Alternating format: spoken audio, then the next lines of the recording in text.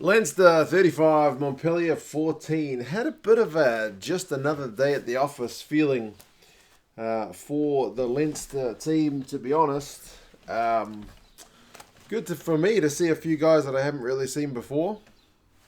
Haven't seen Dan Levy play for ages. He had a good impact from the bench. Frawley, I think I have seen at least once before. He had a solid game as well. Jimmy O'Brien got a try towards the death. So, yeah, I'll go through some of the key points of the game, some of the stats, and you guys can let me know what you reckoned about this one as well. I was using the EPCR live streaming service, so their in-house streaming, and it was alright. It actually worked pretty well. You can rewind the game a little bit, but not right back to the start if you've missed bits before. Because at halftime I tried to start watching the start of the Dragons and Wasps game, but you can't rewind. You can rewind like 10 minutes. So anyway, started with a bit of good Leinster defence. Luke McGrath looked dangerous on attack. Been a while since I've seen him play. Beat Lazowski. Lazowski I don't think missed many tackles, but he did miss that one. And it only took about 4 minutes, 5, before Josh van der Fleer went over. In a heap of space out on the right wing, and Leinster were up 5-0. Ross Byrne missed the conversion, but yeah, all kinds of pressure on Montpellier early. 10 minutes, Ross Byrne kicked the penalty. Leinster had lost the lineup but won a breakdown penalty immediately. And if you are looking for things to complain about in a 35-14 away win, the lineout's one area where you would say there's improvement needed. It was a bit scrappy at times and they did miss a few. 13 minutes, I thought, man, Montpellier's going to struggle if they keep giving away all these penalties. They did actually win one, though, on 20 and took that one to make it 8 points to 3. 8 points to 3 is still game on, to be fair, and given how many penalties Montpellier had conceded, how much ball Leinster had, I think they were doing all right to be only 5 points down. I think Henshaw put a good kick in at one point. Open play. One bounce into touch. Montpellier had a 5-metre line out to defend, and they did it all right, but it set Leinster up in terms of the field position. Frawley went over on 26 minutes for a hell of a try, man. I've definitely seen him play before when I saw him score that try. Leinster had gone through some phases, and they got advantage. And I saw the Montpellier guys trying to kill the ball in that ruck, but Leinster did well to actually manage to get it out. I guess Luke McGrath's got a bit of credit there for actually getting it out, stopping those hands, because it's one of those ones where you've already conceded a penalty. You might as well just kill it and not give them the chance to throw the dice. But yeah, Leinster did well to get it out. It was Ruddock, man, that set up the try. Ruddock got man of the match. Pretty good player, isn't he? Yeah, nice little offload to Frawley right on the left wing. So yeah, 13 points to 3. He missed the conversion if I'm not mistaken. So 2 tries up. 29 minutes. Keenan made a mistake, knocked it on. Montpellier put a kick through. He just has to clean it up in the backfield. Knocks it on. It's a ball that's bouncing along the ground, so it's not always an easy one to take, but you'd like him to do better.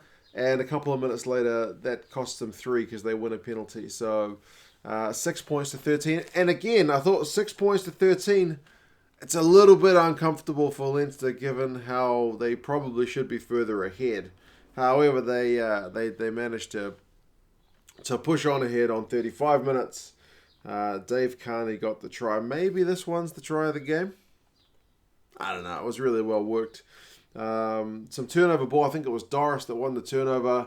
And then within a few moments, you've got Ross Byrne putting in a cross kick. The bounce is the ultimate perfect bounce for the winger, Dave Carney, to go over. And it's a great conversion as well. But you won't see many balls sit up that perfectly for the winger. Yeah, proper stuff. 20 points to 6. Montpellier did have like a line-out chance right towards the end when I think they put in a chip through. Luke McGrath managed to grab it in the 22, but went into touch before he could call the mark. That's what the touch judge said anyway. But yeah, they weren't able to do anything because Vardy got a line-out steal. So it goes into halftime. Leinster have had 63% possession, 67% territory. Run meters is 240 to 103. Clean breaks is 7 to 2. I mean, Montpellier have had to make 112 tackles to Leinster's 43. They've conceded 2 more penalties, 5 to 3. It's looking pretty comfortable. Second half doesn't have a lot of scoring early. Montpellier kick a penalty on 42 to make it 20 points to 9. They're still trying to, I guess, maintain a bit of momentum. The Leinster front row changes on like 46 minutes, and you're thinking, man, this could get even worse for Montpellier because of the likes of the names they're bringing on. And they did win a free kick, but they also conceded a scrum penalty not that long after. So maybe Leinster's scrum was actually even more solid. But Montpellier brought on their replacements as well. Handling was a bit messy. Leinster's line out again, a little bit messy. They conceded a scrum penalty. Harry Byrne, though, came on and kicked that because I heard from the commentators, I didn't know this, that Sexton had pulled out before this game with a bit of a tight, I think they said hamstring. He's getting old, man. So what happens. But yeah, Harry Byrne looks the business. I haven't seen much of him either, so it was good because he's a guy that people say is going to be the future of Irish rugby. So good to see him get a crack. 23 points to 9. And then Levy, man, good to see him back. He was involved, man. He gets a try on 68. Too many penalties for Montpellier conceded. It's a 5-metre line out. It's a great little powerful maul that's low to the ground. And that goes over. So, yeah, man, at that point, it's looking well and truly game over. However, on 73 minutes, it looks like Bismarck Duplessis got a try about a metre out. And Montpellier's maybe best 10 minutes of the game is that final 10. They go to the TMO. I think he's told the ref that he got it. But it turns out Dan Levy had other ideas because he's managed to just get under it.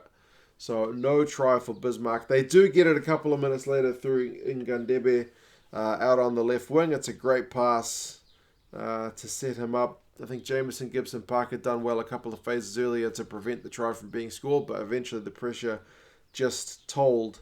So when that kick misses the conversion, it's 28 points to 14. And basically Montpellier need to throw a caution to the wind to try and get a losing bonus point. They try it. They try a cross kick out of their own half from the restart. And it's that man, Jimmy O'Brien, who ends up with the ball. He beats a tackler and goes over for a try on his European debut. So congratulations to him. 35 points to 14. Looks like a bit of a hiding in the end. And it really was pretty comfortable, I thought, throughout most of the match. At no point did Montpellier look like winning this one. They were just kicking penalties for the most part to try and keep in touch. And they managed to do it for like the first kind of, I don't know, half an hour. But then from the Dave Carney try, it just got a bit beyond them. So, yeah, big bonus point win for Leinster. They end up with 55%. Can't read my own handwriting. Must be 55% possession, 57% territory. So Montpellier, you can see, did a bit better in the second half to bring the overall totals a bit closer to even. But 387 to 240 is the run meters. Defenders beaten is actually 18 apiece, but clean breaks 10 to 3. That's worrying signs for Montpellier. Tackles 180 to 107. And both sides missed the same amount, 18. So that's maybe a slightly concerning one for Leinster, that their overall tackle percentage would be lower, but they didn't have to make anywhere near as many tackles because they were bossing the game more often than not. Doris finishes with 13 from 13. Willemse for Montpellier finishes with 24 out of 26, which is huge. Jimmy O'Brien's got 93 run meters. Vincent's got 83 for Montpellier.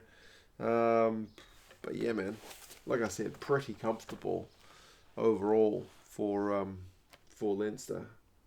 Yeah, good start to their Champions Cup campaign. The commentary team I had was kind of all over the shop. At one point, the commentator confused Keenan and O'Brien because I wasn't that familiar with O'Brien, and he was calling him O'Brien, and I was thinking, surely that's Hugo Keenan. He's got a pretty unique build in terms of modern day rugby player, so I wasn't convinced there'd be two guys that looked just like that, and I was correct for that one. And at one point he said, On like 62 minutes, they were trying to get the first points of the second half, but there was a penalty kicked on 42. Don't know, I guess everybody makes mistakes. But yeah, no tension in the game really, but very nice for me to see some of these guys who I don't usually see for Leinster really standing up. And it's been the first time I've seen Montpellier play for a while. I think they'll be disappointed that they got beaten by as much as they did, but no shame in get beaten by Leinster. Anyway, yeah, you guys take care. What did you think of the game? Key players, key moments, and yeah, I'll talk to you guys again soon. See you later.